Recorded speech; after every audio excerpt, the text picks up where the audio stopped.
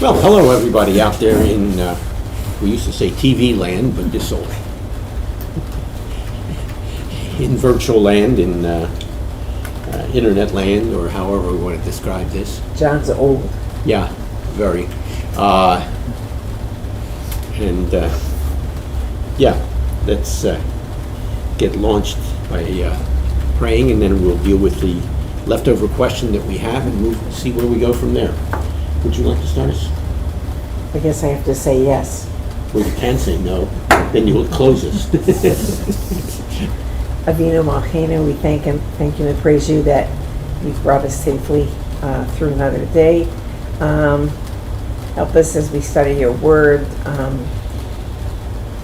Remind us as we go from day to day and from week to week how strong and powerful you are in a world where there's not too many things that we can depend on. But Father, we're grateful that we can depend on you and your wisdom and your love. Thank you. B'Shem Yeshua Meshachein, in the name of Yeshua, our Messiah. Amen. Amen. Okay. And as is our usual custom, if either of you have a question? No? Okay. Then we do have a question that we had left over from our previous session. And it reads as follows. Is it possible to briefly discuss the sequence of events I'm laughing at the briefly. that will take place when Yeshua returns? Yeah, her response is appropriate. To briefly discuss is intriguing in and out. I'm not mocking the question or the question. No. It's just, yeah. It's the answer. I have always found eschatology means end times, confusing. At which point I would say to the questioner, join the ranks of the many. But we will try to unwrap it. Can you cover the 144,000? We left that as sort of a homework assignment from the last session, but we will get into that. I recall hearing a sermon that they were Messianic Jews. A brief timeline would be appreciated. Okay, just a couple reflections other than the reflection we already shared to deal with this sequence of events briefly is almost as impossible as to try to describe it at length. A brief timeline would be appreciated. Part of the problem is inherent with trying to construct a timeline from a series of texts that were spoken and written into a worldview that was not particularly chronological or chronologically oriented. And we talk about this in a number of our courses.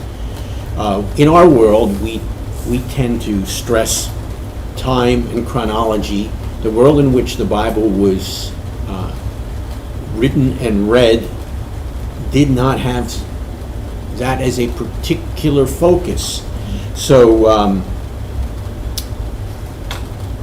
sequence of events would not be something that they would necessarily be involved in or questioning.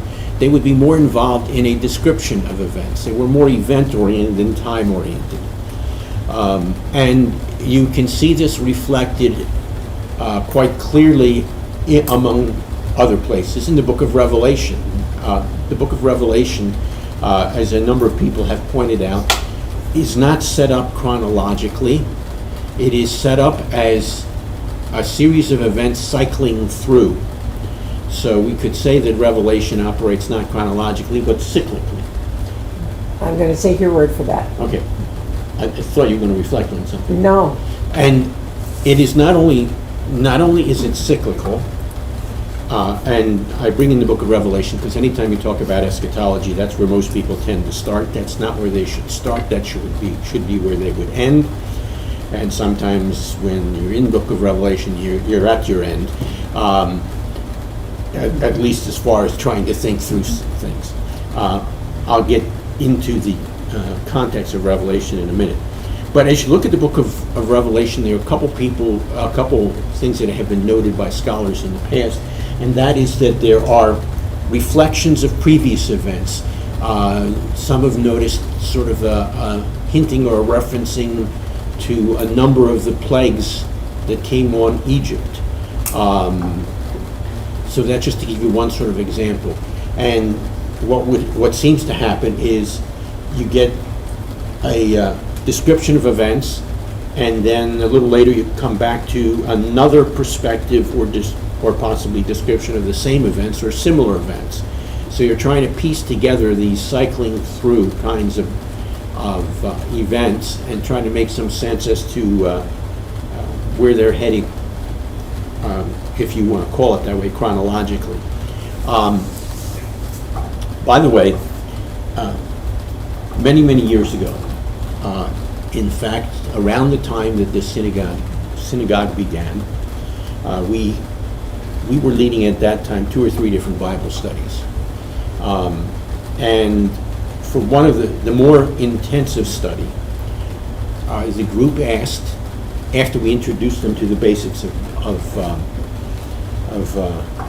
how to study the Bible, sort of the condensed version of the hermeneutics course that is taught here at the seminary in Yeshiva. After we went through that, we said, okay, so what would you like to study? And guess what the first response was? Revelation. So our response was, well, that would be fine, but You're not ready. But yes, you're not ready, because you need to have mastered, among other things, Daniel, Ezekiel, certain parts, a few chapters of Jeremiah, certainly Zechariah, parts of Isaiah. And once you've got those mastered, then you could look at some of the writings of the late Second Temple period that are called apocalyptic writings. I was going to bring up apocalyptic. Go ahead. Well, just apocalyptic writing, which we have examples of in the scriptures, is very difficult to understand. It was written under specific circumstances, and it was it's very strange visions, it's very strange actions, and it usually does not fit into history neatly. And that is exactly what John was saying. It's not what modern 21st century people want. They want something that goes, this happens at the beginning, this happens in the middle, and then we wrap up with this. And you just won't find that in apocalyptic literature. It's more concentrated on the visions and then maybe some interpretation of the vision, but not always. Usually was written under the people who received apocalyptic visions or literature were undergoing stress, they were undergoing fighting for their lives, and what apocalyptic literature gives is this feeling of God has everything in control, and at the end he still has everything under control. It's just not presented in a method that's easy for us to understand. And I do want to say this, which I think is from the get-go. If you go and look at various interpretations down through the centuries of interpretations of Revelation, we maybe don't have the final word on it. There may come, after we're gone, another way of interpreting it. It depends on the century you're in and what it meant maybe to those people in the Dark Ages is way different than what it may mean to us. And usually in the past, in interpreting Revelation, it was always linked with that time period in history. I'm not saying it's correct, I'm saying that's what every generation tends to do, is link it with activities that are going on like right now or during our lifetime. And so it has changed. It has changed the interpretation of these things. So please, anybody who tells you that they have the last word, and this is it, and they have the interpretation because God spoke to them, and this is important, and you should believe them, just be taking that with a big fat grain of salt. Because we heard someone who claimed this in 1969. And here we still are. And it made perfect sense to us. He made a lot of sense. It was a good discussion. People were interested in it. Brought a lot of people to the God of Abraham, Isaac, and Jacob. And yet we're still here. And we haven't seen the end of days at this point. So please, I know people tend to get on the bandwagon for the latest cool and groovy things that some author has to say. And it's true because they said this and this and this and this, so therefore it's true. Please do not give them a lot of money. Please do not run out and buy their book, because things change. And I think when we've reached the end times, I think we'll be very, very sure of it. Does that, and that was a little sermonette. I didn't mean to go into a sermonette, but we have to understand that apocalyptic literature can be examined, and you can get some meaning out of it. However, it might not be the same meaning we had in 1969. So, just us old guys are warning you that a lot of people made a lot of money guessing wrong.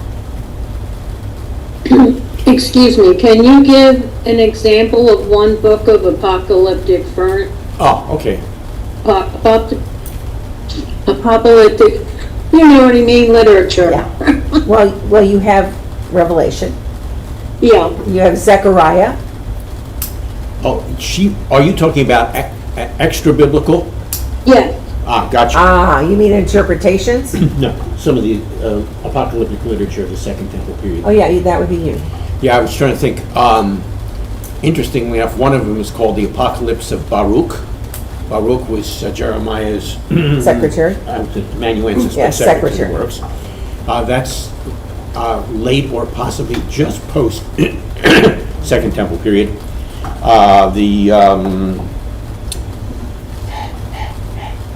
I can picture it in front of me. Enoch. The Enochic literature. Enoch.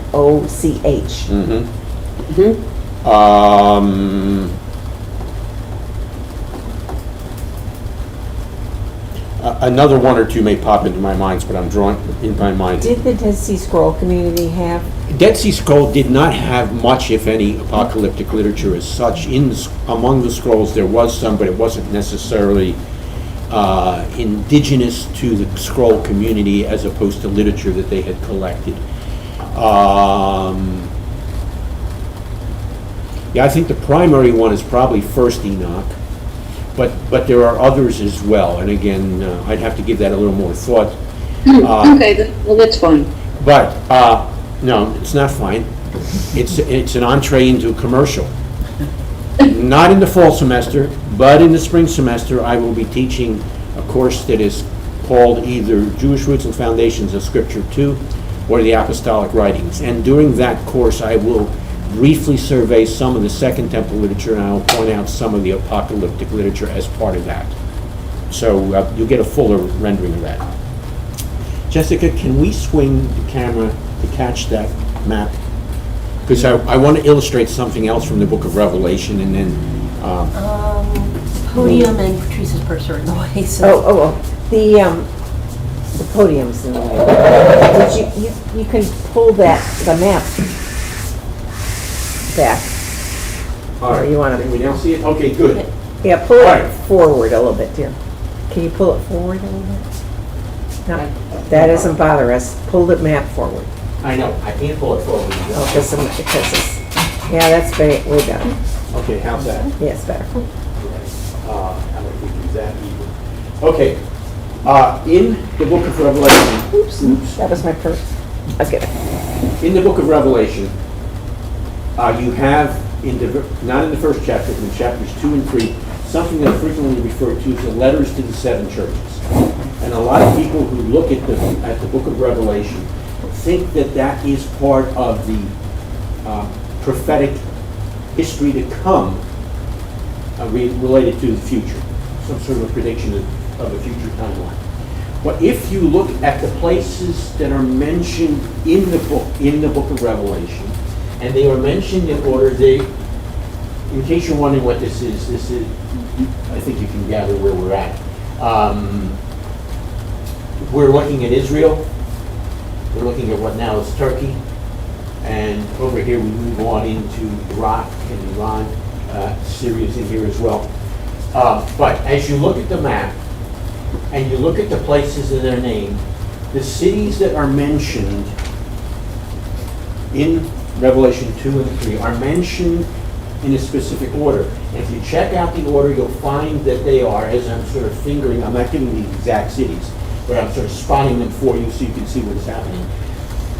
They are mentioned in the order in which you would travel from Jerusalem out into Asia Minor and beyond. So it's as if this was set up in such a way that, and the text indicate this. All right, read the letter that's addressed to you, but read the letters that are addressed to the others and pass them on down the line. So what you have described here is not a prophetic future, but the way in which you would go from place to place to place to place to deliver this message that John had written. And yet too often, these letters to these various locations are viewed as pictures of the future. No, they were descriptions of the present and warnings to the people in those particular locales to be careful to respond correctly to what they were encountering, which is described in those 7 letters. Fair enough? So that's extremely significant. Okay, Jessica, if you'll bring us back to center. And in case we have to do this again, I'm going to keep us out of the way. Good idea.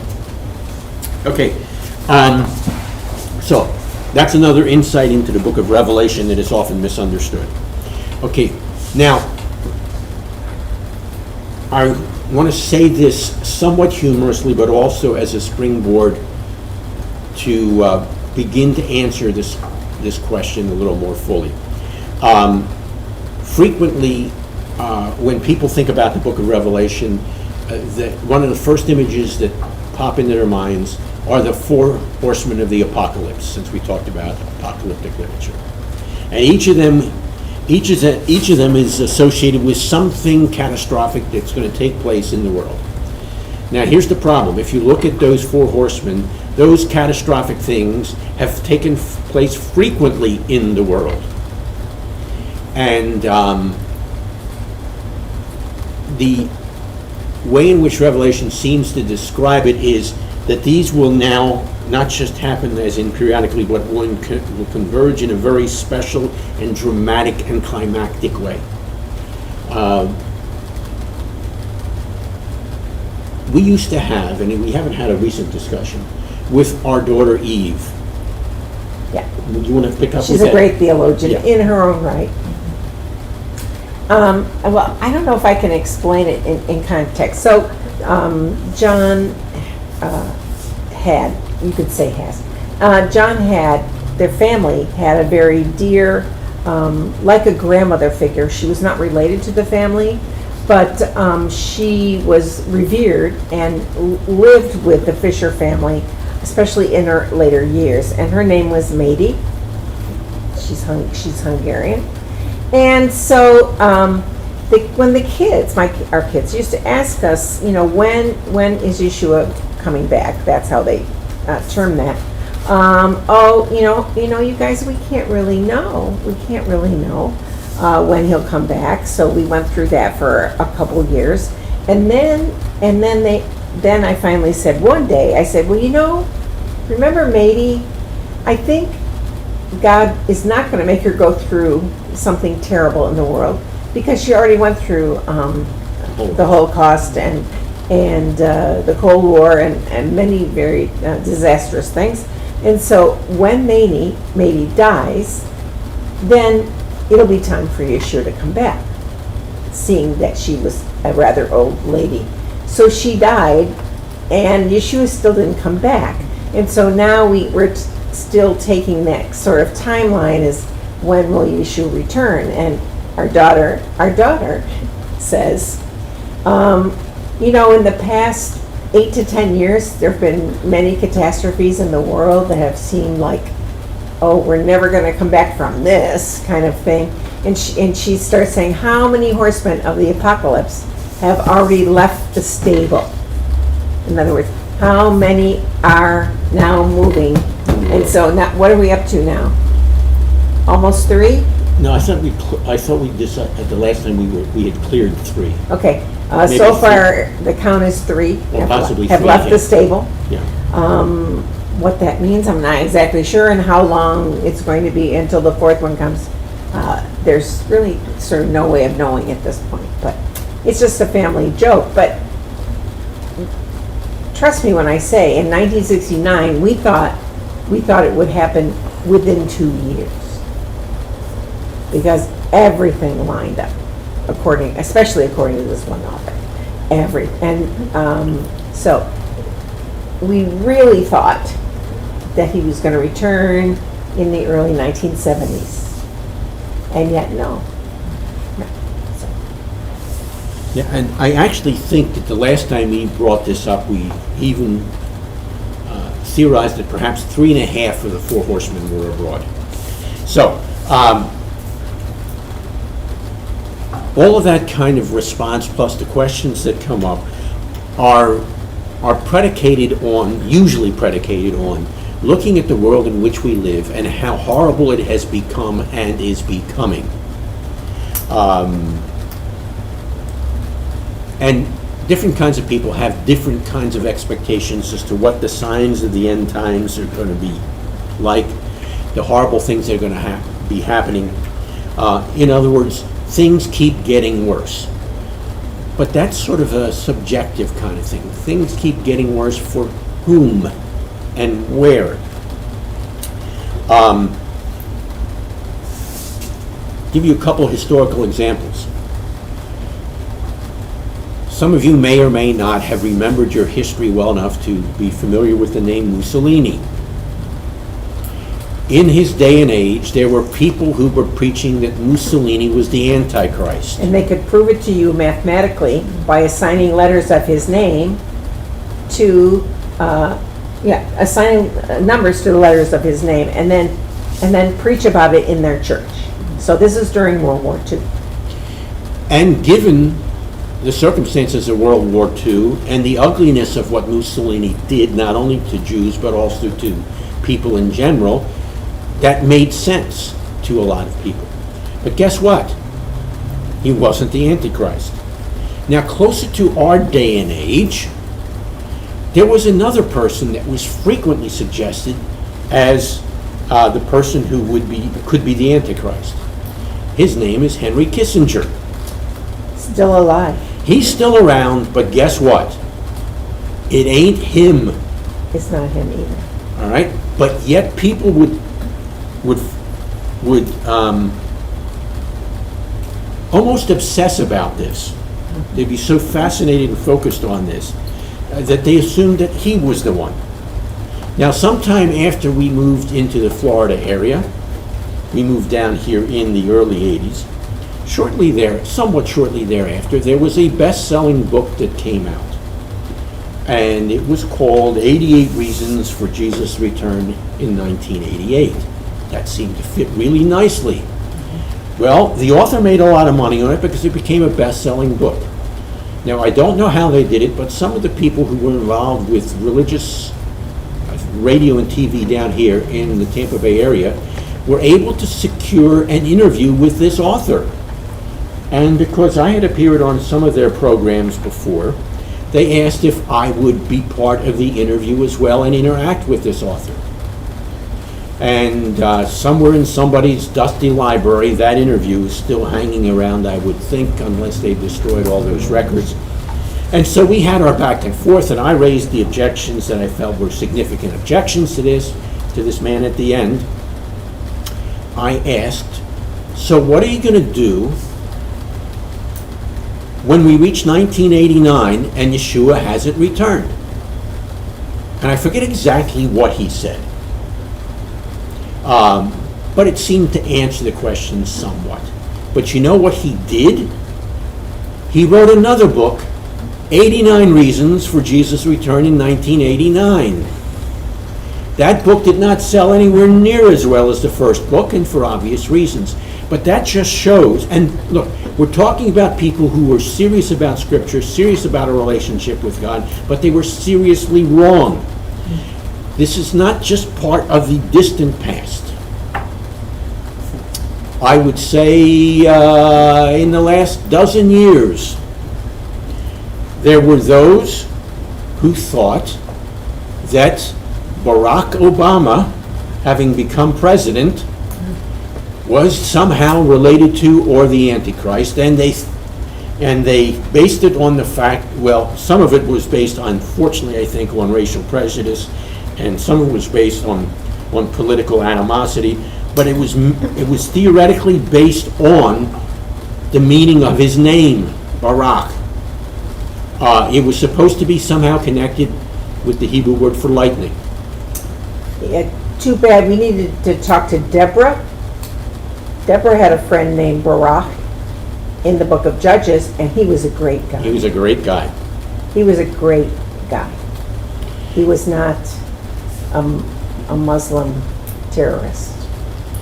Now, this is going to be a commercial as well as a connection. If you can't answer this next question, then you owe it to yourself to sign up for Dr. Patrice's course, Beginning Hebrew, which begins with the Hebrew Blast-Off September 9th and 10th. What does that have to do with anything? I'm going to say, you should know, if you have some Hebrew, what the term Barak is connected to. Isn't it similar to the three-letter root for blessed? That's exactly what That's it is. what it is. Baruch Adonai Eloheinu melech haolam, we say for virtually every one of our blessings. So they got it, I was going to say a little wrong. Would you say they got it completely flipped on its head? But that was common. And it was brought up to me by email, and it was even addressed to me as a question in one of our classes. So we're not just talking about people who don't know any better. Are listening to TV. Right. Well, we're talking about people who should know better. Okay? So, that having been said, that's just the history of how all this has unfolded.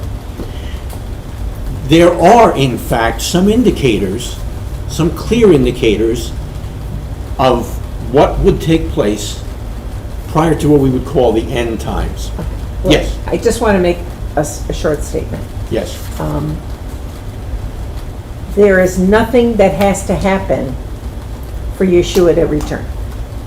You don't have to wait for something to happen. He can come back anytime he wants. He's not constrained. In fact, we wish he would come back anytime he wants. That'd be great. But I think people get so, or it's taught this way, that this has to happen, and then this is going to happen, and then this is going to happen, and that only then can Yeshua come back. No, he can come back any time. So don't keep waiting breathlessly for fill in the blank to happen, because you might not have that order correct. So that's another time issue. Ancient people didn't really care about time as much as we do. For us, it's the basis of all things, as far as interpretation. First this happened, then this happened. But if you have these actions that are all mixed up in time, it becomes a little cloudier. So that's another reason to take a deep breath and stand back and go about your daily business. Okay? That's all I want to say. But live in such a way that your relationship with God is current enough and close enough that were he to knock on the door, like the door that's right over here, and it's Elijah saying, guess what, it's time to go, he's here, or something similar. I'm weaving together several traditions, but that are not necessarily connected, but that you would be ready. All right, now there were some events that Yeshua himself associated with his return, and I want to look at those events very briefly with you, and you'll see how helpful or not helpful they are for this particular part of the discussion. Very helpful for a lot of other things. And these are 6 key predictions that Yeshua made that were related to his return. They had to do with, in three pairs, the scattering of Israel, then you would have the sacking of Jerusalem, and the scandal related to the temple. So 3 pairs. Concerning the scattering of Israel, Yeshua described, first of all, the dispersion of the Jewish people. And the texts that I want to remind you of are Luke chapter 21, verses 20 and 24. Luke 21, verse 20, and I will summarize them for you. Luke chapter 21, verse 20 says, Yeshua points out that prior to his return, that Jerusalem would be surrounded by armies. And in fact, in verse 24, he describes it as Jerusalem, the Old English is lovely here, will be trodden underfoot by the Gentiles, will be trampled over by the Gentiles. Well, if you know Israeli history, what took place after Yeshua was in fact the dispersion of the Jewish people when the Roman armies came in. And the people were scattered. Depending on what authors you are trying to put together, somewhere around 100 or 200,000 Jewish people were scattered as a result of that Roman invasion and its aftermath. For the next number of years, centuries, thank you, Jerusalem was in fact trampled on by the Gentiles. But Yeshua also talked implied not just the dispersion, but the deliverance of Israel. Matthew chapter 24, verse 16, as he talks about some of the indicators of his return, he says, "Those of you who are living in Judea should flee to the mountains." What does that imply? It implies that those who've been scattered will now have returned to a viable place called Judea, a Jewish land. So he talked in terms of the dispersion, but he talked in terms of what we might call the return or the deliverance of the Jewish people. Well, the destruction of Israel took place in the year 70, under Titus and the Roman legions. But this deliverance took place when? 1948, when Israel became a nation and a state once again. So that's the first pair. But Yeshua then goes on to describe more specifically the sacking of Jerusalem. This is Luke 19, verses 43 and 44. And as part of the description here, Yeshua said, verse 44, "Not one stone will be left on top of another." Now, I believe it was the first year that we were in Israel, before we even started leading study tours there.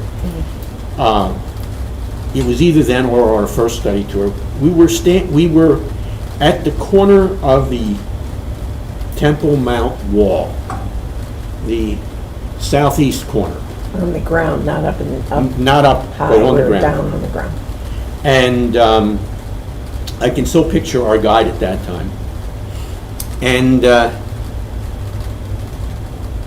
this happened to be the location where James, Yeshua's brother, was tossed over the wall. I'm sorry, not James. The other James. Think about that. Yes, no, James, Yeshua's brother. I had it right the first time. That's what I thought. And he was talking about the destruction of Jerusalem and how some of the after effects and archaeological remains. And he happened to point out, and I never forgot this, that when the Roman armies surrounded Jerusalem and the walls of Jerusalem, what they did, realizing that the walls were made largely of limestone, they lit fires around the walls. They understood that once the fires got hot enough, because of the nature of the limestone, the walls would literally explode. And so that happened, and guess what? As Yeshua said, one stone was not left on top of another. But Yeshua not only talked about the ruin of Jerusalem, he talked about the restoration of Jerusalem. Luke 21, verse 24 at the very end, talks about the times of the Gentiles being fulfilled with respect to Jerusalem. In other words, Jerusalem will be trampled underfoot until this time happens. Well, the ruin of Jerusalem took place in the year 70 when the Roman armies were there and they surrounded Jerusalem. But did Gentile rule over Jerusalem end? Not then, but has it ended since then? 1967, the Six-Day War. So another pair of Yeshua's indicators of stuff happening around and probably slightly prior to the time of his return has been fulfilled. So that's out of the way. Then finally, Yeshua describes the scandal of the temple. And he first of all talks about its destruction. This is Matthew 24, the first 3 verses. And here again, the same imagery is used, but now with respect to the temple, Yeshua says, one stone will not be left on top of another. Well, part of that took place with the exploding of the walls of Jerusalem that I've already described, but when the Roman armies marched in, they leveled the temple as well. Well, guess what happened? About 65 years later, or a little less than 65 years later, in the years 132 to 135, along comes Shimon Bar Kokhba. The Romans are still there. Yeah, the Romans are still there. They're still in charge. Yeah, he leads a revolt against Rome that was so successful that they were large, that Shimon and his followers were largely in control of Israel and of Jerusalem for the years 132 to 135, when Rome came marching back in and took care of the whole problem. And whatever was still standing, they leveled. And they made sure that now the temple was completely leveled, because part of the reason for this revolt was to regain the temple. And they rebuilt Jerusalem. The Romans at that point rebuilt Jerusalem into a Roman city. And they took away all the Hebrew names for everything, and they created new Latin-based names, some of which, when you go to Israel, you'll hear some of these Latin-based names. But yeah, so it was not just destroyed that one time in 70. It was destroyed another generation for good. And the Temple Mount was made into an altar to Jupiter or something like that. Yeah. Because it was flat, so they could put whatever they wanted on top. Yeah, they had flat. They made sure that the temple was flat. To pick up with what Patrice said, it was from this time that the land of Israel became known as Palestina. Quick aside, that means, and I'll use it this way, Jesus and Paul never set foot in Palestine. Say it again, Jesus and Paul never set foot in Palestine. They didn't live long enough to do that. Palestine did not become a name until Rome. Remember, they wanted to get rid of all Jewishness around the city of Jerusalem. And so they decided to even take away the name Israel or Judea or any of those Hebrew-based names. And they said, let's name it after the first people who were ever here in this part of the world, the Philistines. That's where Palestine comes from. I want to tell you that even in 2023, the vast proportion of Sunday school materials still calls it Palestine. Even though Yeshua and Rav Shaul and all those, they didn't even know what that name was. And in fact, the maps behind us will describe. One of them is called Palestine in the land of in the time of the New Testament or something like that. Again, there was no Palestine until the Romans. In the time of the New Testament. And in fact, even when the Philistines were there, a very small segment was called Philistia. And that's all it ever was. So Palestine, after the year 135, Jerusalem was called Aelia Capitolina. So if we're going to call it Palestine today, we should call it Jerusalem Aelia Capitolina, but nobody does that. No one could spell it. Yeah, no, let alone pronounce it.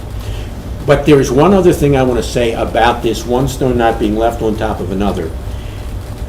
Once the Christianizing in the Roman Empire became official, Christian pilgrims would often come, and if they saw one stone on top of another on the top of that Temple Mount, they would purposely kick it over just to put themselves into that prediction, and to show their disdain for Judaism and the Jewish people. It's part of the sad and sorry history of that area. Okay, that's the destruction of the temple.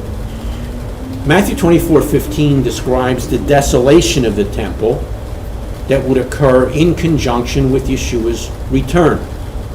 Okay, if this desolation of the temple is to occur somewhere in conjunction with the timing of Yeshua's return, and by the way, it's described as the abomination of desolation in Matthew chapter 24, verse 15. If that is to take place in conjunction with Yeshua's return, guess what needs to take place?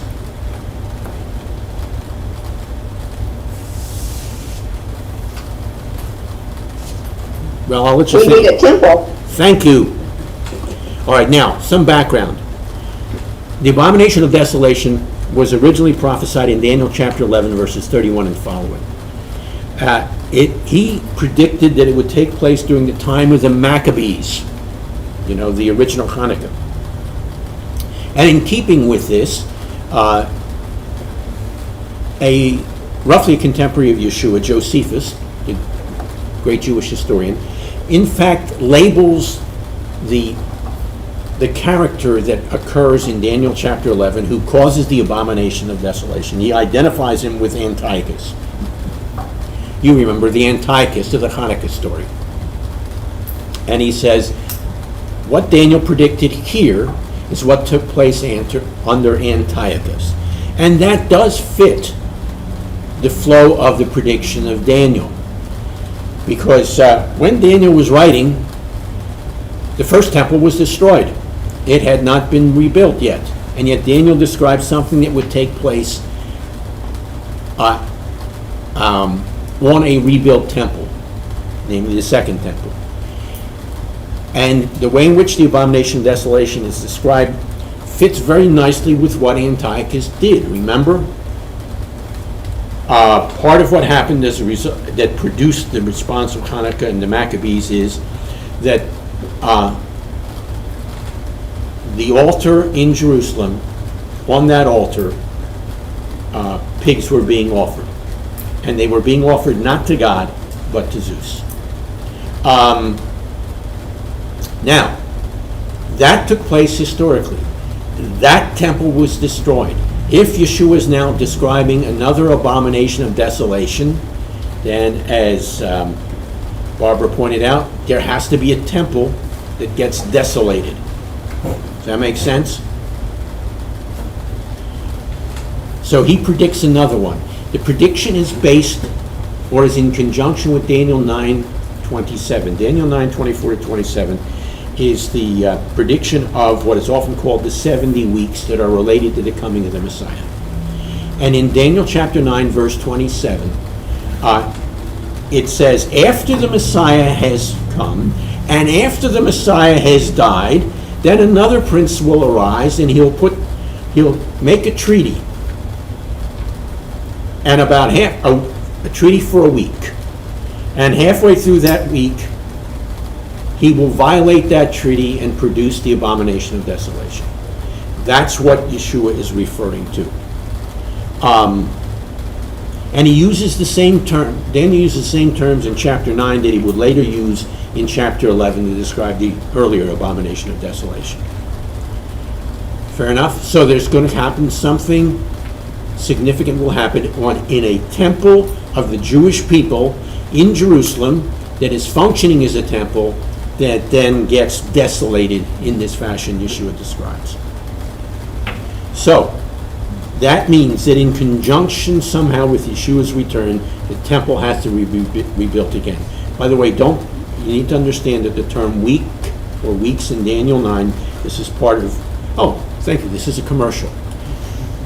About midway through the fall semester course, Jewish Roots and Foundations of Scripture 1, or the Tanakh, we'll talk about Daniel chapter 9. for Daniel, contextually, a week is 7 years.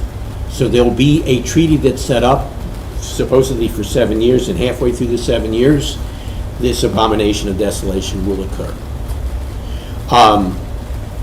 Now, how close are we to that? 50 years ago, exactly 50 years ago, the chief rabbi of Israel at that time, Shlomo Goren, said, he's saying this 50 years ago, the temple will be rebuilt, I'm quoting, in our generation. It's part and parcel of the Messianic tradition. No, the temple is part and parcel of our Messianic tradition. It will be rebuilt in our generation. He expected it then. And people have expected to be able to get that done since then. And in fact, there's a group of people that used to be, who used to call themselves a Temple Institute. They have a Hebrew name that is much more prominent now, and I can't remember it. But they have painstakingly gone through preparing everything that would be necessary for the imminent and immediate restoration of the temple. That includes the spices. And in fact, one of the years when we took one of our study groups there, we got to smell some of the spices that had been prepared for use for temple offerings and sacrifices. Those with priestly descent have been trained as to how they should function. By the way, these are Jews. These are all Jews. I don't want people to think, oh, those are Christians. No. No, they're not. Yes, these are all Jews. And serious ones. They have been able to, as far back as when we first arrived on the scene there, which was 87, and then later took our first group back in 1990, they had already, after painstaking research, were able to reproduce the blue that's the techelet that is supposed to be in tzitzit. And in fact, I think we can get this. Yeah, if you look, you can see. Against your blue jeans, it doesn't really. Okay, Here, let's see. wait, Oh. put this underneath, Hold on, let's put this under same thing.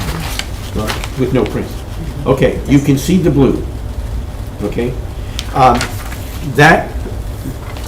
this was purchased from the Temple Institute, and so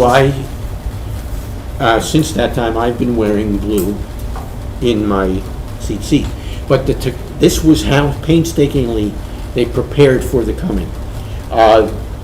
Earlier on, they didn't have a menorah. That menorah has since been completed.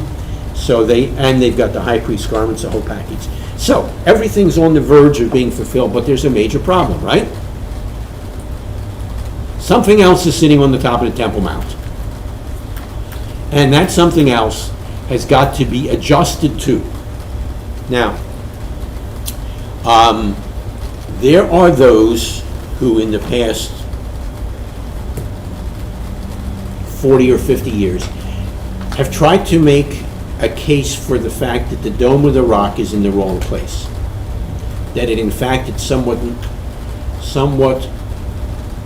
northwest of the Dome of the Rock, at a place that was called the Dome of the Spirits, or the Dome of the Tablets, interestingly enough, by later Arab conquerors. If that's the case, then the Dome of the Rock doesn't have to be destroyed. But regardless of that, it appears that another of Yeshua's predictions can be fulfilled at any time. I'm trying to remember how long ago this was, but it's not in that long past. There was, although it did not succeed, a bill that was put forth in the Knesset that suggested that the Temple Mount be divided north and south, and that the Muslims could have the area around the Dome of the Rock, which is the southern part, and that the northern part would be set aside for the Jewish people. Well, the Temple Mount is about a mile square. Mm-hmm. It's not just a one little platform.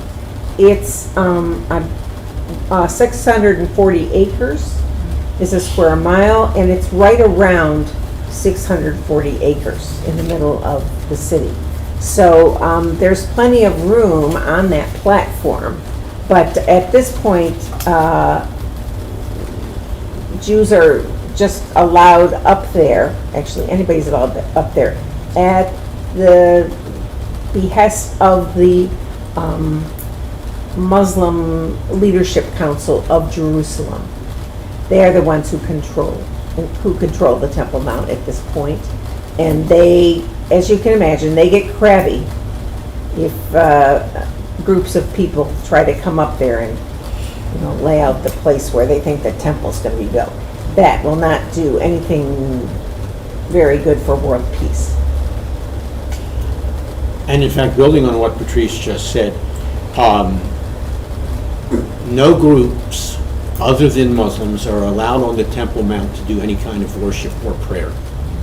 So prayer books and Bibles will often be confiscated if you go up on the Temple Mount, and those are noticeable. There are a couple other requirements for being on the Temple Mount as well. But anyhow, those are a couple of significant ones.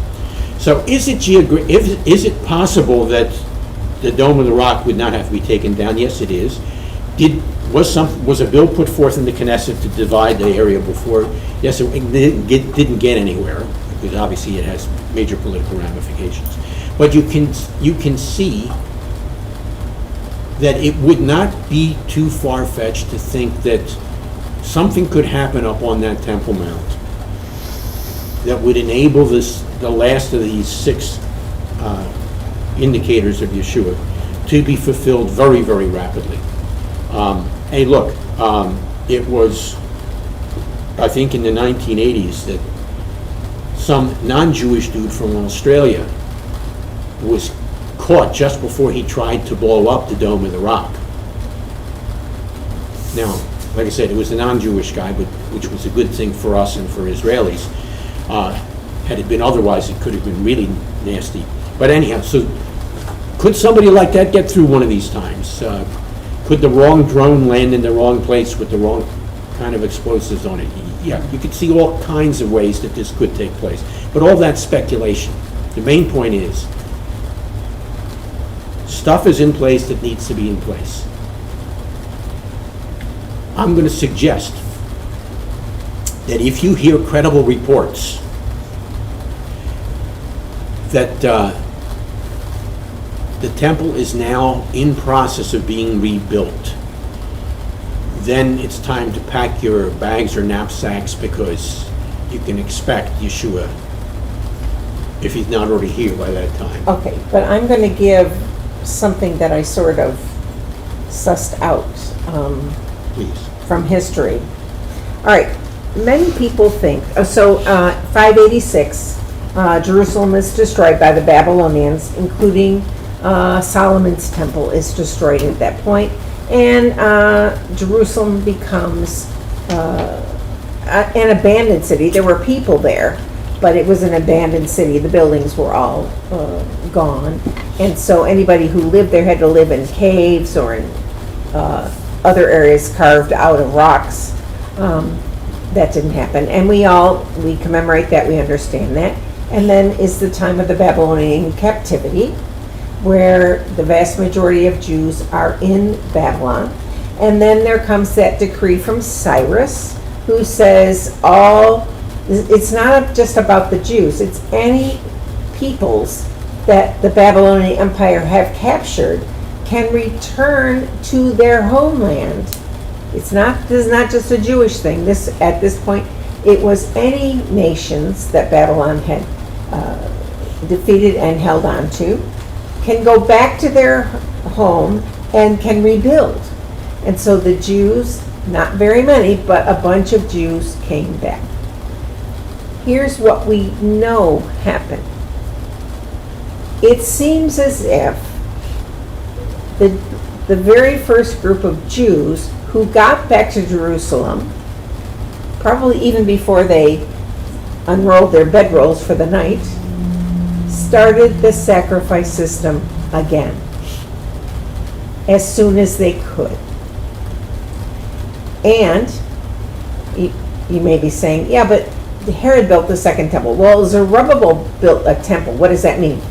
The sacrifice system had already been going on and there was construction all around, and they moved the sacrifice ceremony and place for the sacrifices into a building, a courtyard of a building, where it had been in Solomon's temple, a courtyard of a building.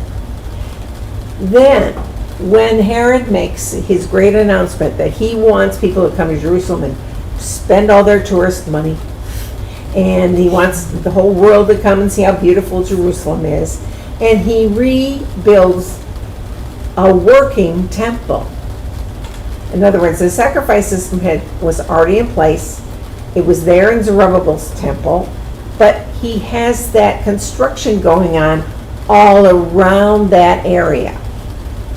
So when we think about, they're going to rebuild the temple. Yeah, but it's not the stones that are all that important. It's the sacrifice system is what that's denoting. That the sacrifice system would once again proceed. And if history is any guide to the future, you don't need a stonemason there to start rebuilding the temple. You could begin again the sacrifice system up in the Temple Mount. I'm just saying, Yes. that's how we should be understanding this. It's not the stones that are important. It's the recommencing of the sacrifice. And please remember how the temple began. It began not as the temple, but as the Mishkan or tabernacle. So all you would need to do to make this work is to put up, for lack of a better, to say it somewhat crudely, all you'd have to do to make it work is to have a tent. And remember, You wouldn't want the fire under the tent. no, but I mean, You could do everything else you need to. right. And again, remember, they have the menorah there, they have the menorah ready, they have what's called the table of showbread, or however you want to describe that. All of that's in place by the people of the Temple Institute. So you just need the place to set it up, and then it's ready to go. So that's how close to ready to go we are. Well, not we, but I mean, some of our people are. So, now, could that happen tomorrow or next week? Could it happen during high holidays? Could it happen during Hanukkah, which is when the temple was, when the second temple was not rededicated, but cleansed? Who knows when it can happen? It can happen just that quickly. So once again, we're at the place where it could happen at any moment, but it may not happen for who knows how long.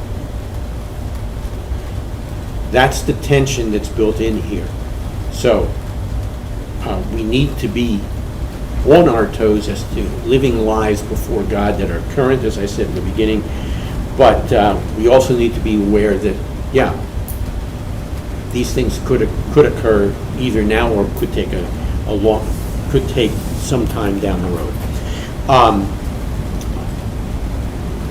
It's okay, we're having Noah and the flood here Yeah. in Florida. Yeah, that's suddenly descended on us. Okay, so to some degree, we've now discussed some of the events that Yeshua said had to be in place and related to his return.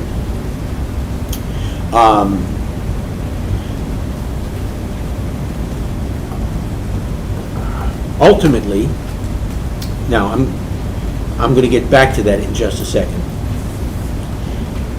Then the next thing is I have found eschatology confusing when we go into some of the events that we can at least mention. You will find it will not be any less confusing.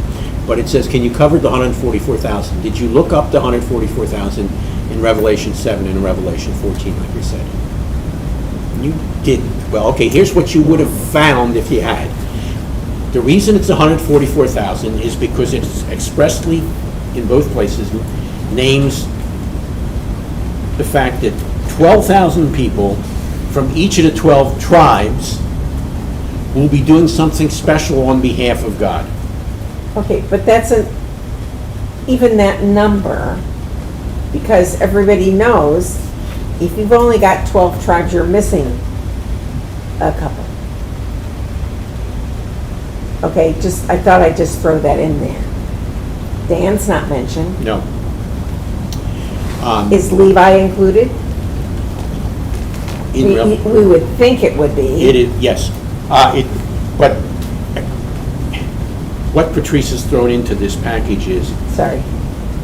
but it's perfectly good timing, because we are now working our way through the book of Deuteronomy. What happens after the book of Deuteronomy? People go into the land gets divided up.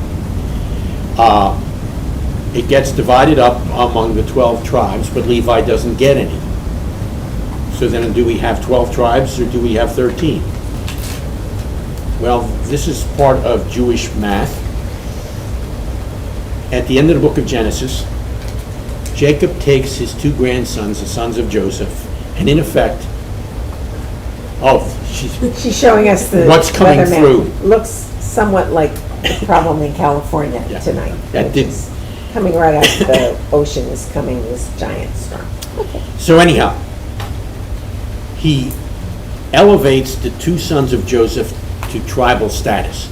So when Jacob dies, there are not 12 tribes, there are 13, 12 of whom get land. Levites get the cities and get important functions in Jerusalem, the cities of refuge. And they're scattered among the And they're scattered among the tribes. So, the 12th, what the text is saying is there'll be 12,000 from each of the 12 tribes, regardless of which tribes, that will be special emissaries on behalf of God. And if they are 12,000 from each of the 12 tribes, that's how you end up with 144,000. That's how It's the a number- round number. Yeah. I would say it's a round number. It's not an exact. It's an approximation. You are the 141,000th person, so you cannot get in. That's not like that.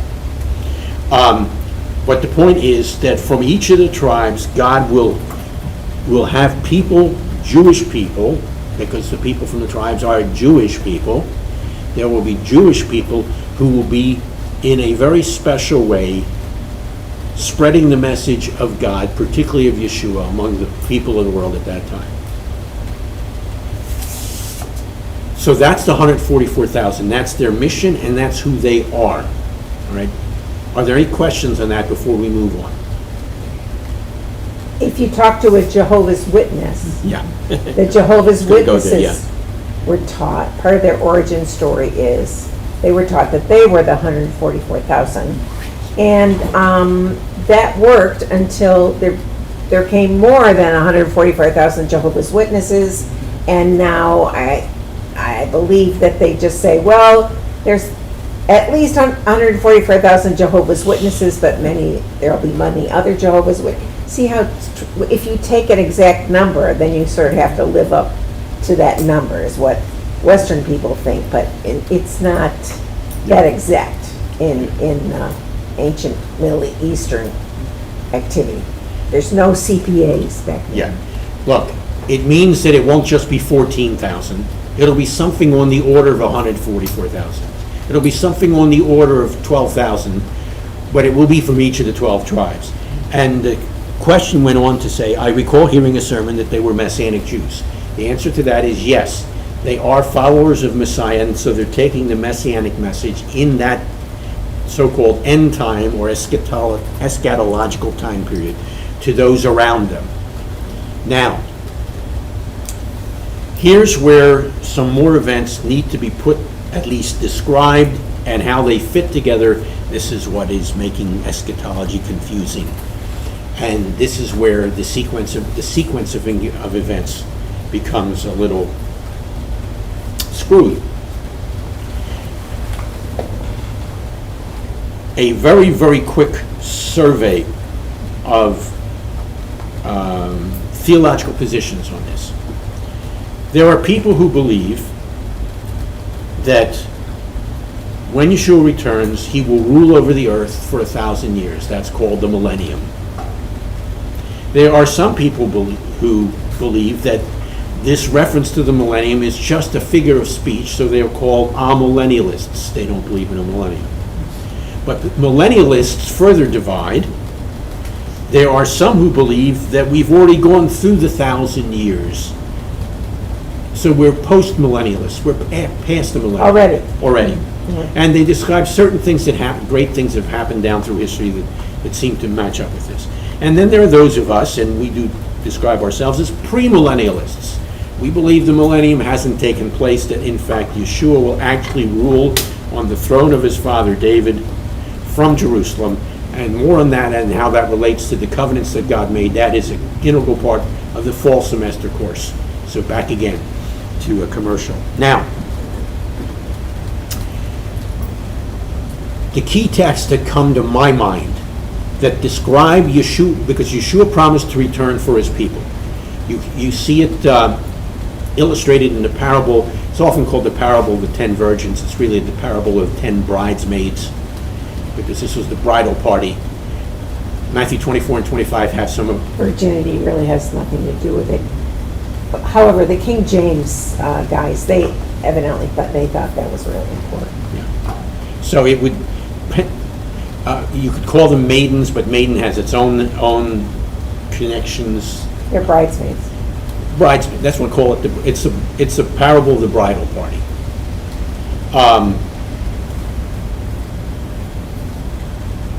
So there are a number of pictures, and many of them are wedding related, by the way, that Yeshua uses to describe his return.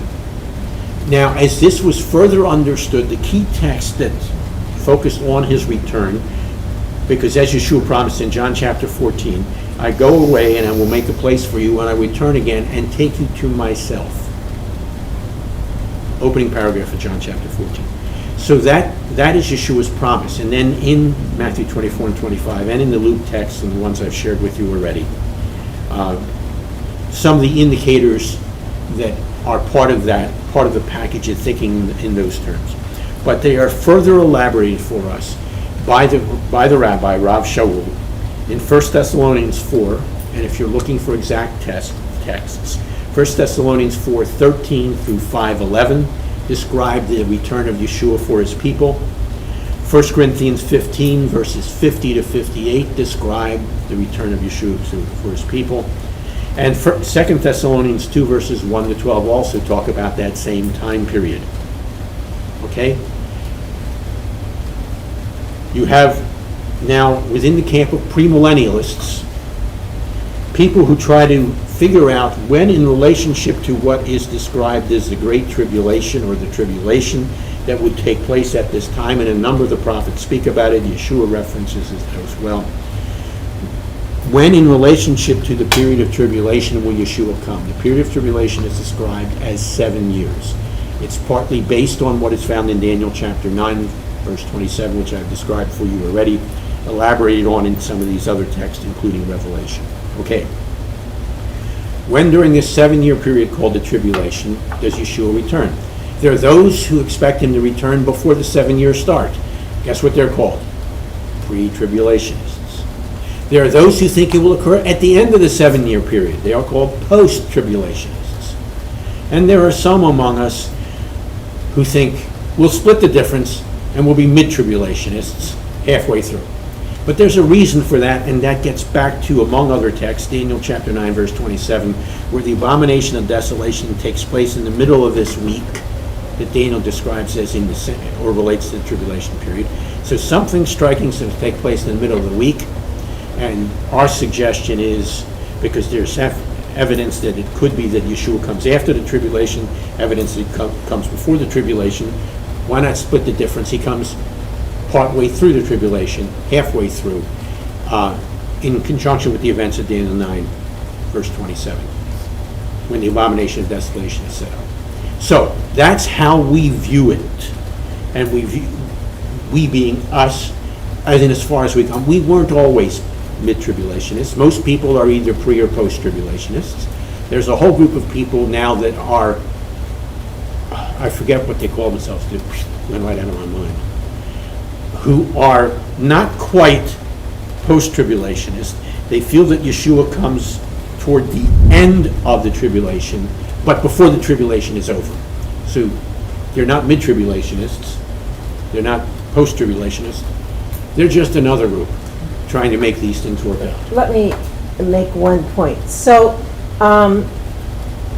many traditional, especially Baptists in America, and maybe other denominations, but I'm thinking primarily of those who we call pre-tribulation. In other words, before the tribulation starts, they believe Yeshua is going to come back and take his own people, in other words, believers, with him into heaven.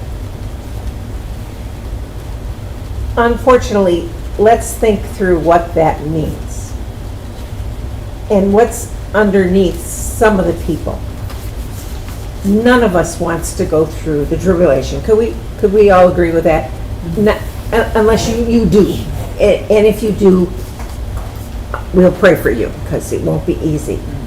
But this concept of God will take us out before the tribulation starts. Because God would never want believers to undergo tribulation. He doesn't want believers to be persecuted. Except, what then do you say to that? Is that true? Have believers down through history been saved from every bad thing that ever happened? Or did they have to go through it? Yeah, they had to go through it. And I think that's important, especially in America, for us to say. Because in other countries, say in Europe, they don't have this concept that God's going to take us away and we'll never be punished. Because they've experienced, as believers, terrible times, terrible centuries, terrible wars. And there were believers in all of them. And God doesn't necessarily whisk you away so you don't have to suffer. We each have to do what God calls us to do. And so, in a certain way, we don't have any say over it.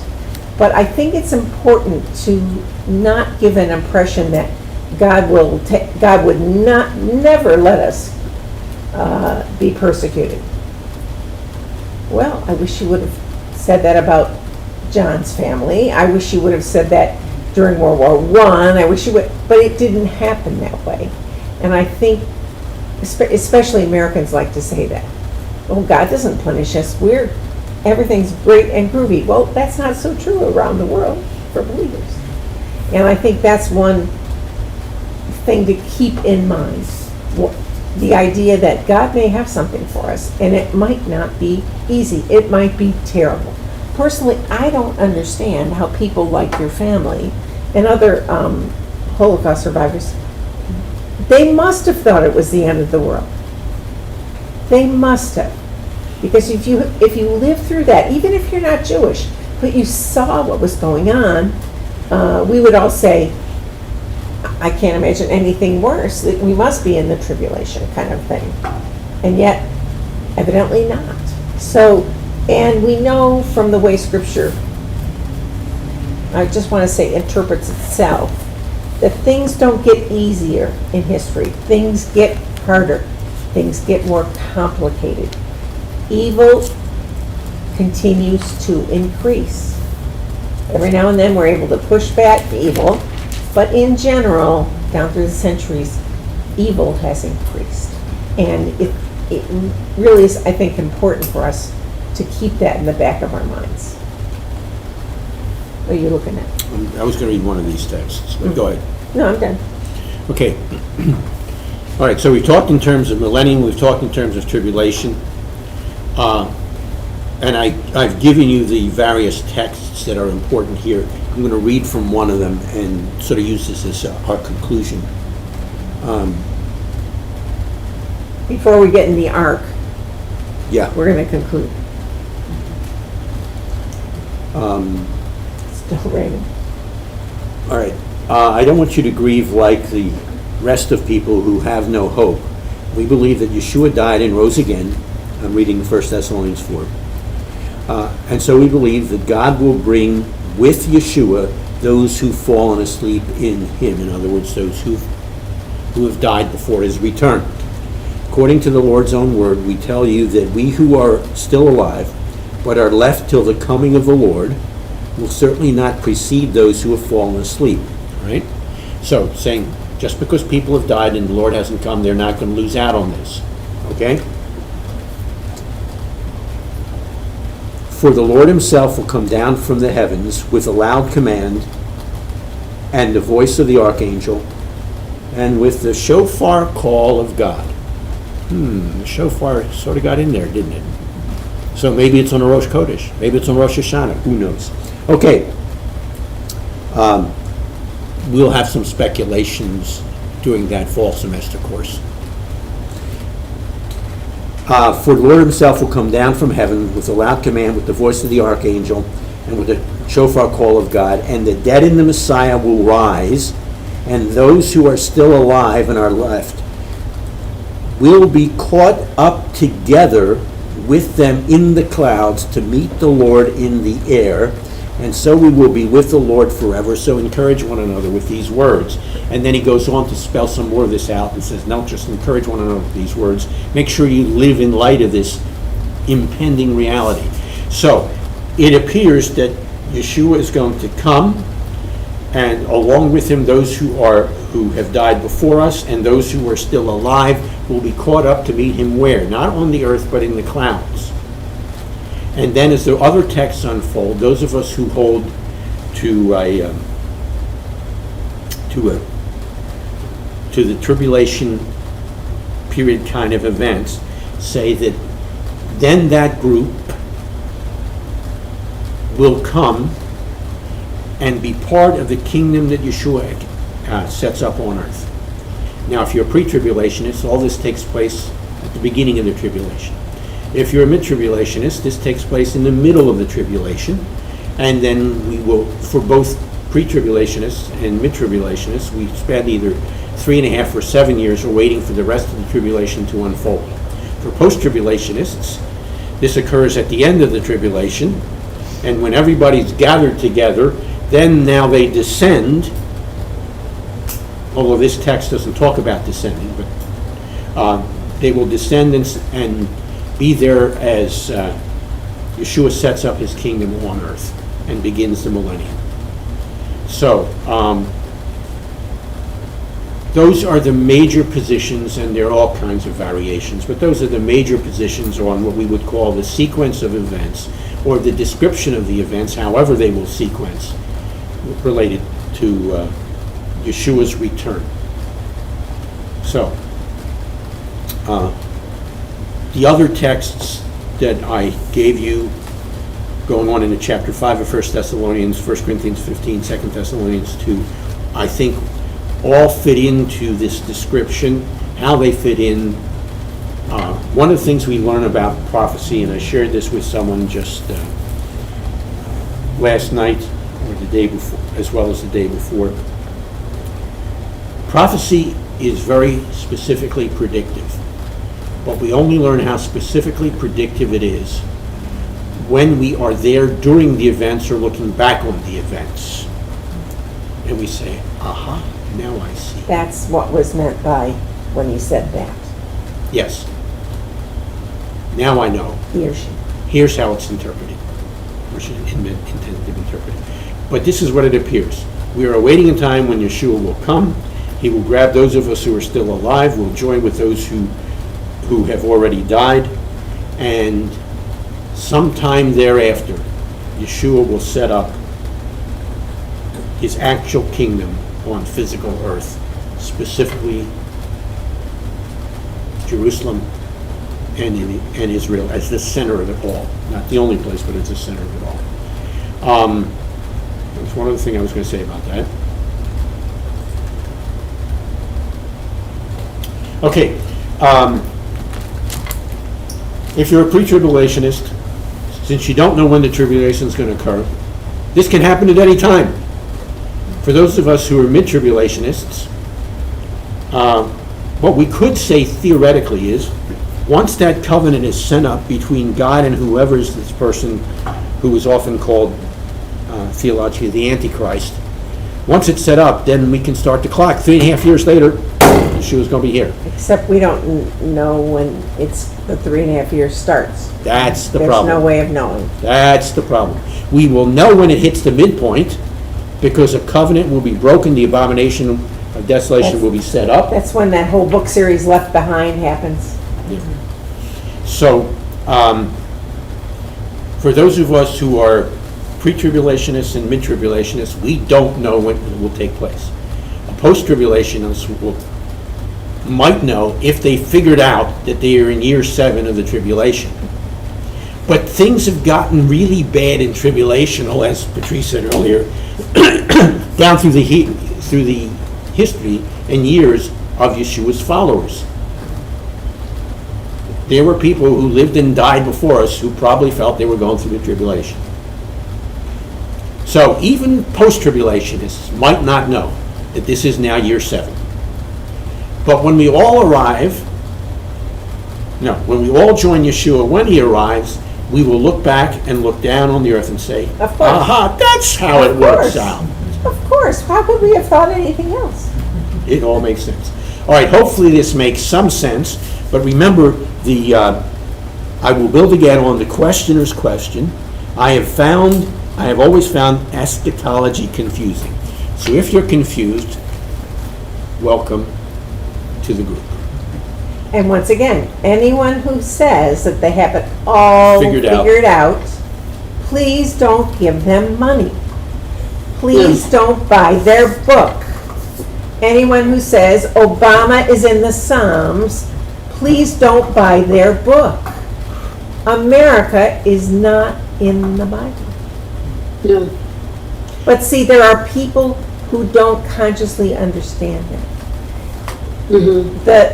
The famous book in 1969 claimed that America was in the scriptures because they were part of the European 10-country European, at that time, Union, this hypothetical thing that was going to happen. NATO. Not NATO. It wasn't about the armies. It was about Yeah, but it was- this compact, Compact, yes. that we now know of as the European Union, and it has more than 10 countries in it, so that just must be blowing some people's minds. But you see how back in the late 60s, that made sense, because it was only theoretical that Europe was all going to get together, and they were all going to, I believe it was mentioned, they were all going to have the same money. That was impossible, poo-poo, that can't happen. And yet that was one of the marking signs. So in the next 5 or 10 years, when Europe did start getting together, and they did propose that we are going to have one common currency, and then people poo-pooed that too. It'll never happen. His cousin from Sweden said, it'll never happen, this European money. Guess what? He's now using No, that. she- She's now using just that money. Yeah, that she said, right? She had 5 minutes on it. It's never going to happen. I live in Sweden. They're never going to agree to give up their money to have some European money. That's never going to happen. Oops, now it happened. I don't even know how many years euros have been a thing. More than 10 years. Yeah, well, euros have been a thing for a while. So, just if you are tempted to buy into some of these things that are that specific and get all scared or weird, please remember my interview along with the author of 88 Reasons for Jesus' Return in 1988. Fair enough? Yeah, we don't know what happened to him. No, we don't. He was from like Arizona or something originally. Yeah, I'm not sure if he's with us anymore. He's awaiting Yeshua's return. he's got it figured out now. You know, we like to say he knows better now. He knows better now. Okay. Any questions, either from you, people here in front of us, or from you people on the monitor, related to what we've covered? I just wanted to say I really appreciate this evening and what you did and how you explained. I found it fascinating. And I'm going to go back and read all these scriptures, and so thank you so much. Then you're really going to be confused. No, you're a smart You person. did. Now, you're a very smart person. You're a smart person, so you can get as much out of it as anybody. Yeah, Betty, thanks so much for saying that, for sharing that. Yeah. And please understand that what we did in a little over an hour is just the tip of the iceberg. There are whole courses taught on this, so We've given it our best shot. We've given you where we think some of the major peaks and valleys are of this whole business. And we'll, go ahead. No. You can finish. No. Okay. So I was going to say there's a couple of things that are encouraging to John and I, in that it was never expected that Jerusalem was ever going to be run by the Jewish people. Mm-hmm. Up till actually the night before that United Nations decision was made to have part of the ancient place of Palestine divided into Jordanian rule and Jewish rule. It wasn't Jordan at that time. That's right. What's now Jordan? It was impossible, and even in churches they said this is impossible. This can never happen. Jews will never again be in charge of Jerusalem. This must be imagery. It can't be the truth. And I actually read quite a famous Jewish believer from the late 1930s, and he was going through, I forget which minor prophet, but he was saying, we're not going to see the Jewish people ever in charge of their ancient land. This cannot happen. We don't as yet know what's going to happen with Jewish people until Yeshua returns, so we wait for Yeshua. He could not even foresee this happening, and he was a great Messianic Jew, but he was in the 30s and early 40s. And then, from what I understand, I was not born yet, but then the Sunday after the United Nations partition created what was then called the State of Israel, it was preached in a lot of churches. We have now reached the end times. This can never have happened. It was impossible to happen, and yet it's happened, correct? Mm-hmm. So this has been in a real life example of how fast things can go and how much things can change in a week.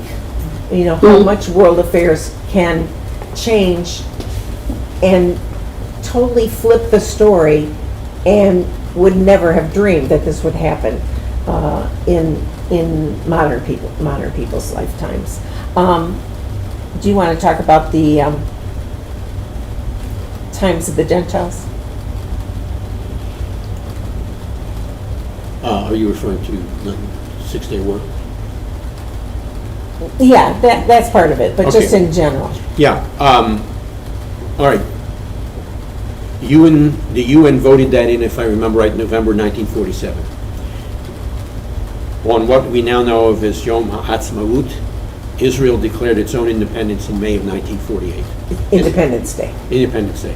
That's what Patricios is talking about. But 20 years later, Jerusalem was still not under Jewish control.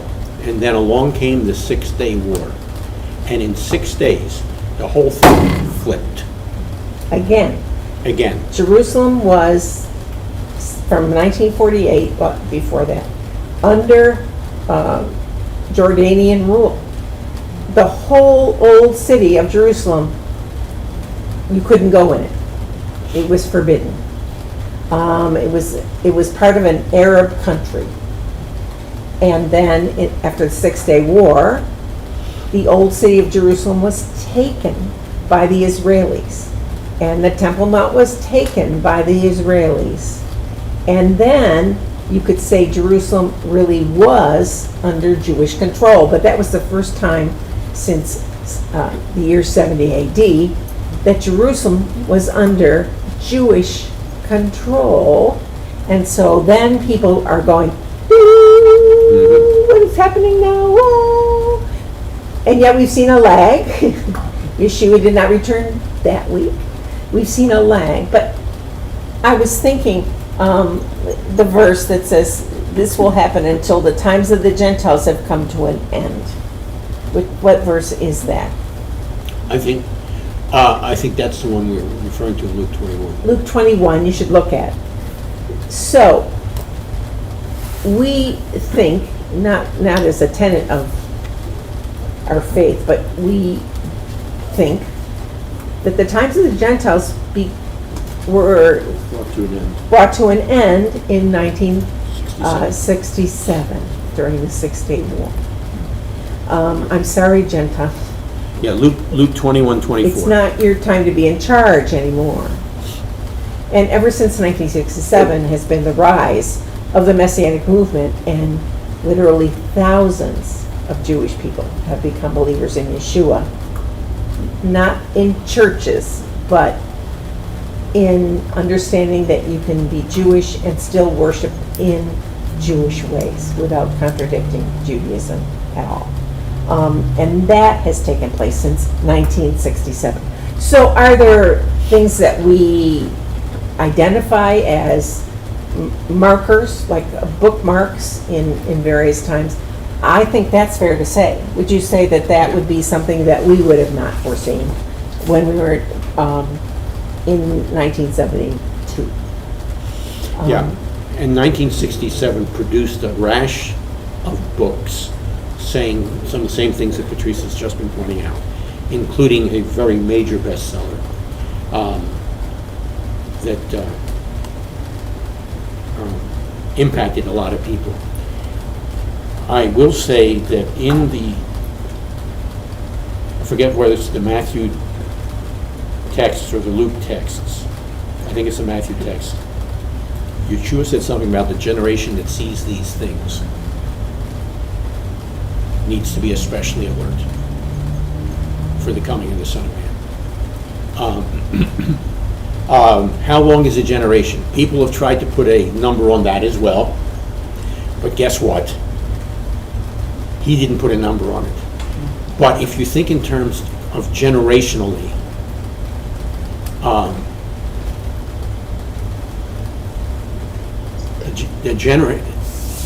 we are living as part of the generation that has seen these things, both in 1948 and 1967. So it would seem that the likelihood is quite strong that it is literally right around the corner for us. So we should live more alertly as a result of that. But since as I'm looking at those who we have with us, you have been connected with us as a community, as a synagogue. I will remind you of last night in the Drash. It's the beginning of the month of Elul. And the month of Elul is supposed to remind us every year how prepared we're supposed to be to entertain the King, or to be entertained by the King, depending on which way you want to look at this when you move into Rosh Hashanah and the High Holy Days.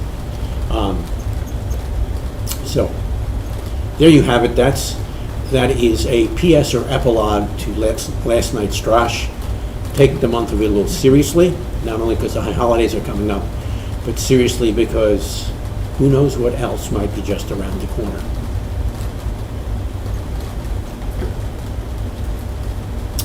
I'll be emailing you a question related to that about the Yamim Noraim, the days of awe, and what kinds of traditions and scriptures and everything do people usually look at or study during that time?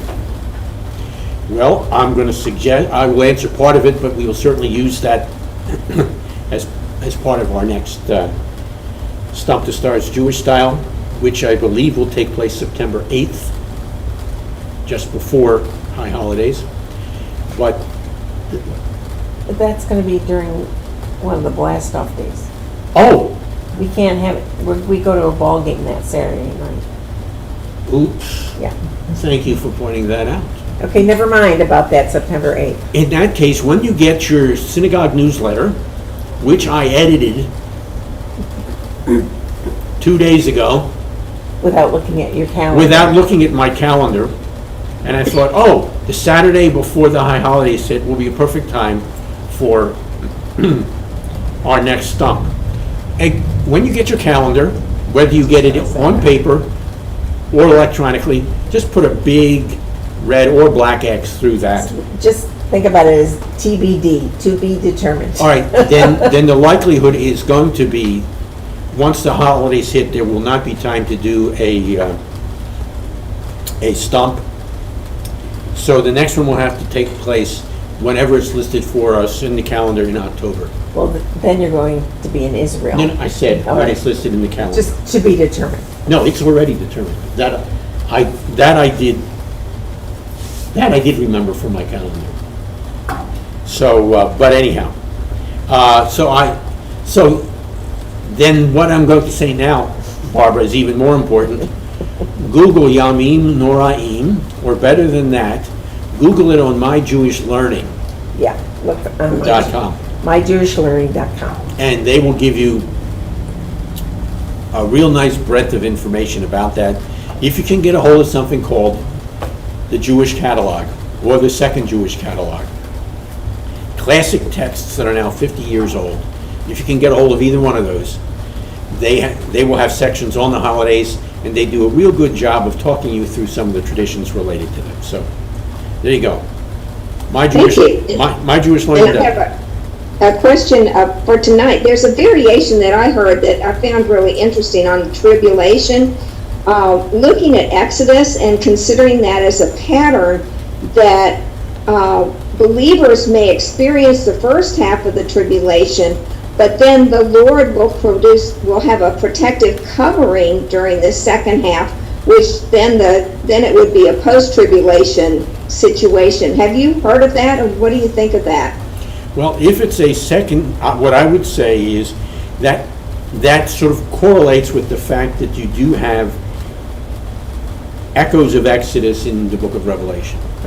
But if you have that, if you are protected during the second half of the tribulation, then based on the Exodus theme, then I would suggest then it's the second half that you will be protected from, not during, hence you exit midway through. Oh, okay. Yeah, I like that. Does that make Yeah. sense? Yes.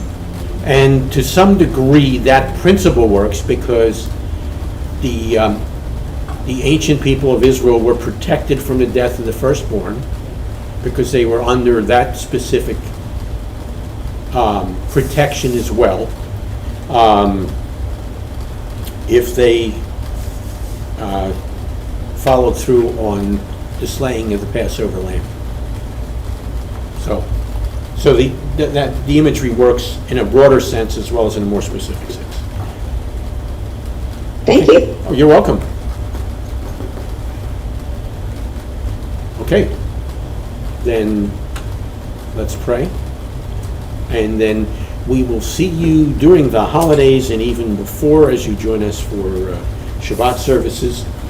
But we will not see each other once again in a Stump the Stars format until after the holidays. So we're going to take Later. a holiday break. To be announced. To be announced.